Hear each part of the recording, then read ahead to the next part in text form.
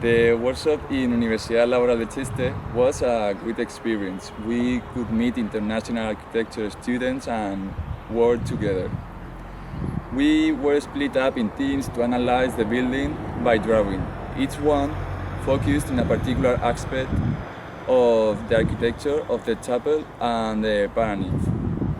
At first we didn't know what we were drawing, we didn't understand the place, but the fact that we were living there made us connect with it and understand its magnitude. My team focused on the landscape and the interaction between the nature and the building.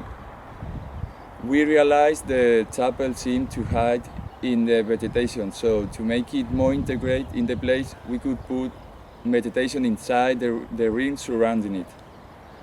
The problem of the paranymph was that there is no transition between the outside and the inside, so we thought we could improve it by opening the wall of the entrance.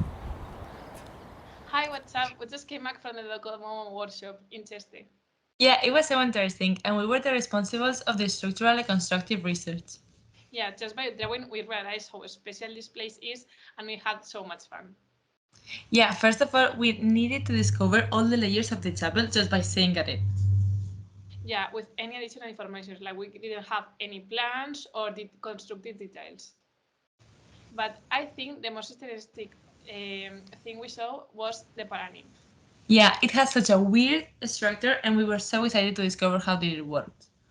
Yeah, just by observing and doing some research, we discovered that in the backstage there was like a diagonal beam that wasn't in any plan or in any plan. Yeah, and also we discovered that it's part of the external skeleton and support the main ribs and also make a fun in the outside. It was so interesting. Yeah. But anyways, it's such a pity that this huge complex has not been taken care of in such a long time. Because of that, it looks like a little bit damaged. Yeah, a very good example is the cantilever structure that is in the back. You could really see the steel bars from the reinforced concrete. Like it looked like it was abandoned. Yeah, but anyways, it was such an honor to be able to discover all these things just by living on this complex, and we are so much grateful for this opportunity. Our group concentrated on the analysis of the interior design, and we started by drawing the chapel on the first day. Being the most prominent part of furniture in the room, the benches show the same characteristics as the rest of the campus: simplicity and repetition. They all consist of the same two materials, wood and concrete. The simplicity of materials indicates that the benches are made for the sole purpose of sitting down. There is no requirement for comfort. By rotating the concrete bricks used on the walls by 90 degrees, the architect has achieved an acoustic value that enhances the sound quality of the room. The only obstacle we analyzed is accessibility, which is not provided in the chapel. The furniture and interior design is well preserved and does not need any improvements or restoration. The auditorium, however, is in critical condition. The seats need refurbishing, which could be done by using a sustainable, robust fabric made from recycled materials.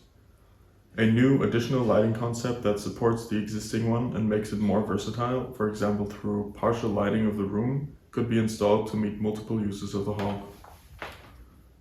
Building a movable seat structure that allows the seats to be in a horizontal line or temporarily removed would make the building suitable for other purposes.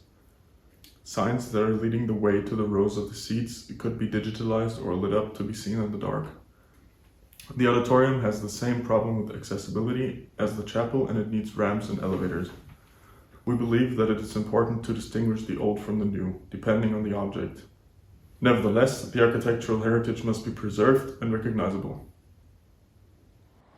At first, Cheste may look like a cold space, but after a few days you realize it is not. It has something special. It is like another world, and we must preserve it.